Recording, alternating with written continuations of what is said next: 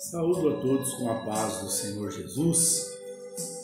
Nesse momento, gostaria de estar aí meditando na palavra de Deus juntamente com você que está me ouvindo, sabendo que o nosso Deus é um Deus grande, é um Deus misericordioso, é um Deus que fez os céus e a terra.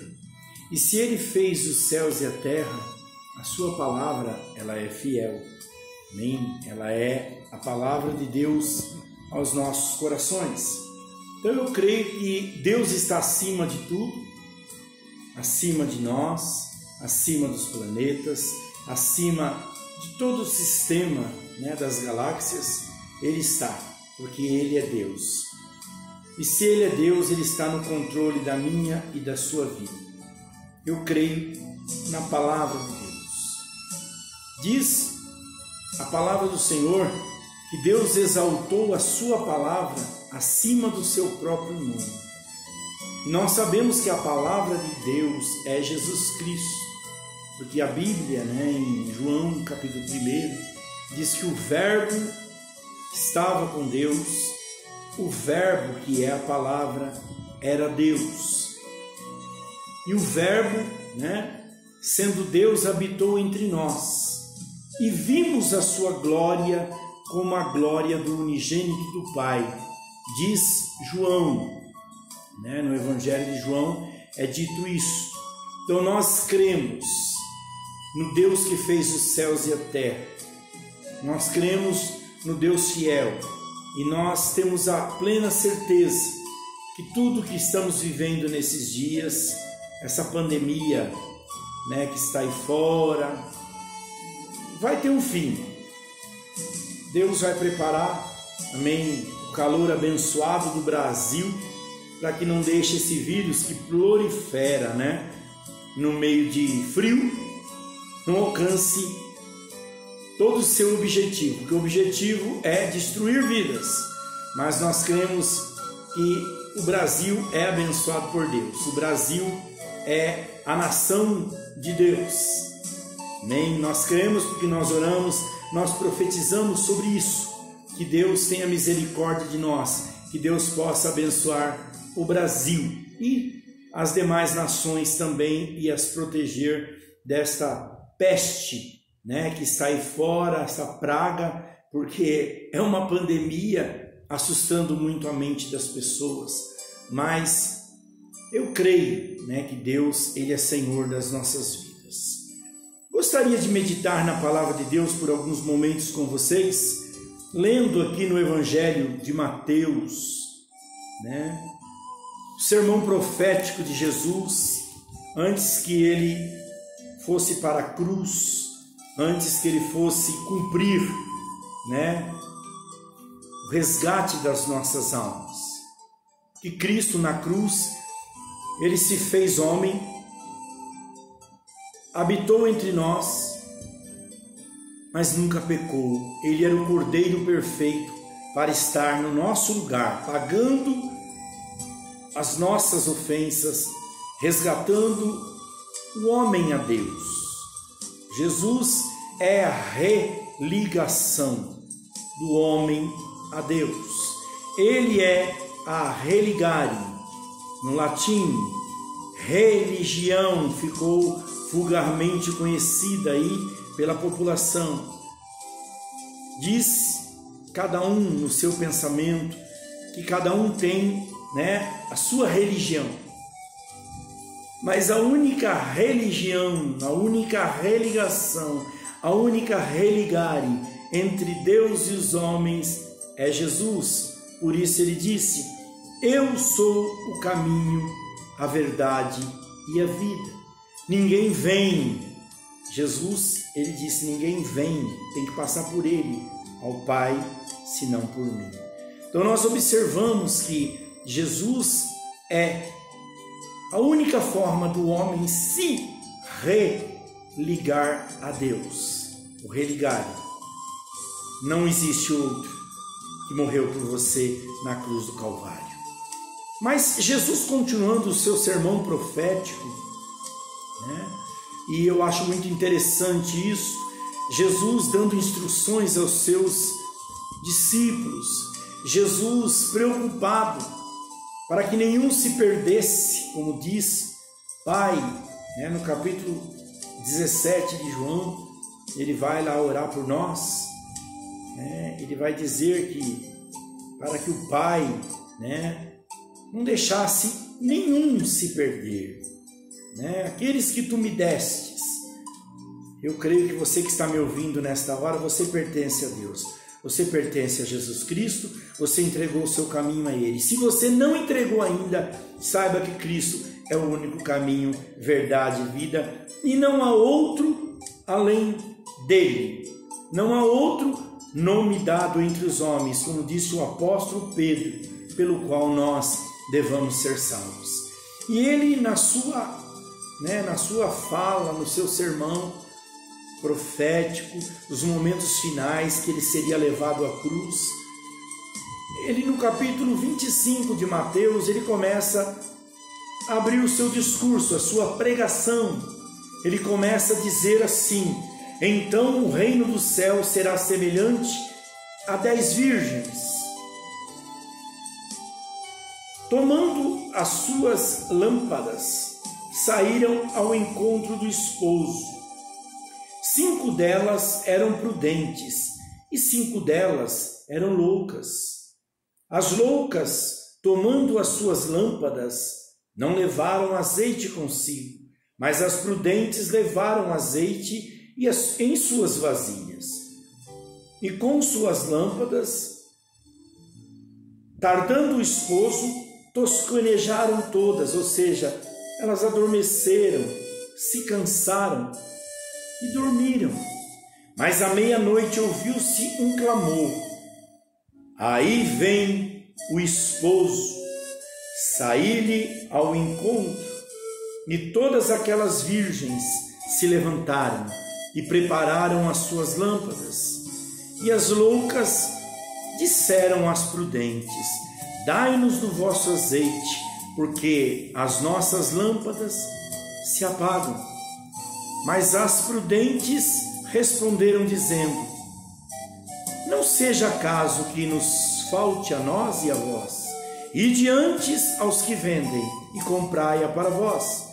E tendo elas ido comprá-lo, chegou o esposo, e as que estavam preparadas entraram com ele para as bodas, ou para o casamento, para a festa, e fechou-se a porta. E depois chegaram também as outras virgens, as loucas, dizendo: Senhor, Senhor, abre-nos a porta.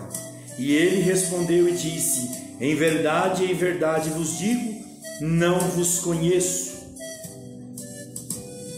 Vigiai, pois, porque não sabeis o dia nem a hora que o Filho do Homem, que é Jesus, há de vir sobre a terra. Nós observamos com essa palavra, no seu apogeu, no seu, como posso dizer, no seu âmago. Jesus, ele trata aqui da sua volta. Jesus, ele está tratando com os discípulos e citando uma parábola de um grande casamento ou de uma grande festa. E aí se posiciona o esposo no seu papel, a sua vinda, a sua hora, a sua chegada, ninguém sabe. Mas existia uma instrução, existia para aquelas virgens, ou seja, para essas damas de honra, porque essas virgens nada mais eram do que damas de honra. Eram 10. A noiva tinha escolhido 10 damas de honra para poder iluminar a passagem da noiva ao encontro do noivo. Muitas pessoas confundem, essas 10 virgens como 10 igrejas. Não é isso. As 10 virgens, elas são as 10 damas de honra, para que você entenda. Pessoas que iriam à frente, ou seja, na cultura judaica, se diz que essas virgens, elas se posicionavam à frente da noiva, iluminando o seu caminho, ou seja, para elas era muito importante estar neste evento, porque elas seriam vistas pelos jovens. Essas 10 virgens seriam vistas e teriam casamentos promissores. Ou seja, Jesus cita um fato do cotidiano daquela época para poder ilustrar a volta, sua para buscar a igreja, a noiva. Ela não aparece nesse episódio, aparece o noivo. Ou seja, Jesus, ele é incisivo, dizendo da importância dessas damas de honra estarem preparadas para este momento. Ou seja, elas precisavam estar preparadas. 5 delas, dessas damas de honra, essas virgens prudentes, porque se compreende que virgens, elas estavam demonstrando para os jovens que as veriam neste casamento, nessa passagem, iluminando a passagem da noiva ao encontro do noivo. Elas teriam um futuro promissor, casamentos promissores no futuro.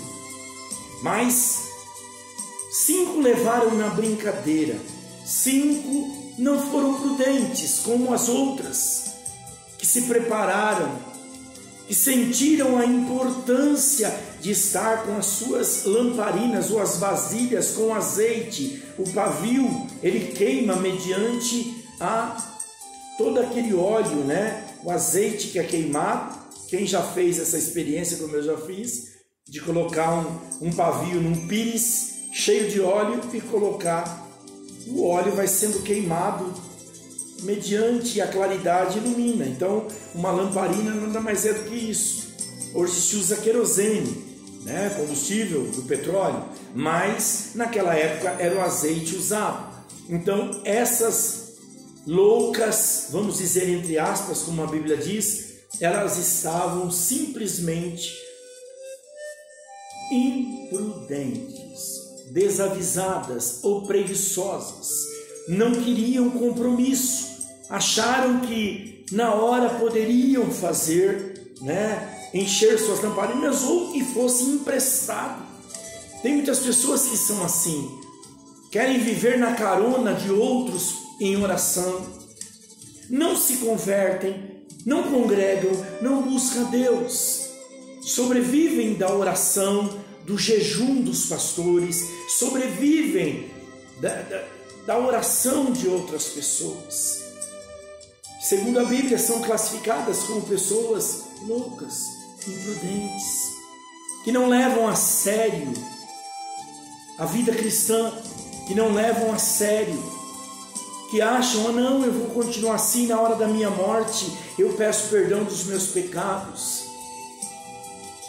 E esta parábola ilustra exatamente quando de repente a voz apareceu, saia ao encontro porque o noivo está vindo. E nós observamos que as prudentes estavam a postos, levaram a sério, elas levaram a vida cristã, vamos transliterar para a parábola, levaram a vida cristã a sério, buscaram a Deus em santificação, buscaram a Deus em santidade. E na hora que o noivo chegou, na figura de Jesus Cristo, esses cristãos, esses crentes, essas pessoas estarão preparadas para o arrebatamento da igreja. Jesus, ilustrando esta parábola, nada mais é do que o arrebatamento da igreja. Muitas pessoas estarão desavisadas, muitas pessoas estarão despreparadas, muitas pessoas que levaram os cultos, o chamado pastoral, a vida cristã, que levaram de qualquer jeito, brincando, achando que nada ia acontecer, que isso não era verdade. Meu amigo, eu estou pregando para você neste momento, Eu estou dizendo para você, a palavra de Deus, ela é a verdade. A palavra de Deus, ela vai se cumprir. A palavra de Deus, ela vai encher o nosso coração de esperança. Porque o momento que você não pensa, o momento que eu não estou pensando, Jesus disse: vigiai, porque não sabeis nem o dia e nem hora que voltará o Filho do Homem. Ou seja, ele falava do seu retorno à terra para buscar esta noiva que está sendo preparada. Ela não aparece nessa parábola, aparece o noivo e aparece os cristãos, uns prudentes e outros imprudentes. Mas nesta tarde que eu estou gravando este vídeo, vou publicar no Facebook. Não farei uma live, porque parece que as lives estão sendo aí meio que congestionado o Facebook, e eu vou gravar e vou postar. Eu quero que você, no nome de Jesus Cristo, você entenda neste momento que a palavra de Deus é verdade. Jesus, além desta parábola, ele diz no capítulo 24: e ouvireis de guerras, rumores de guerras, pestes, terremotos em vários lugares. Ele diz: ainda não é o fim, ainda não é o fim, porque o evangelho será pregado em todo o mundo, em testemunho a todas as gentes, então virá o fim. Ou seja, Jesus está dando tempo, Jesus está com as portas, do céu aberto para mim e para você. Jesus está às portas e Ele quer que eu e você creiamos na sua palavra, creiamos no Evangelho. Precisamos crer, precisamos dar valor ao que Ele fez na cruz. Ele resgatou você, Ele resgatou a mim antes de nós nascermos. Aí você pergunta: mas como isso funciona para mim? Você se sente um pecador, eu me sinto um pecador. Nós precisamos da misericórdia de Cristo, nós precisamos do resgate das nossas vidas. Nós precisamos de um Salvador, nós precisamos de confessar os nossos pecados, nós precisamos assumir o cristianismo, precisamos confessar com a nossa boca, como o apóstolo Paulo fala em Romanos: se com tua boca confessares, crendo no teu coração, sereis salvo.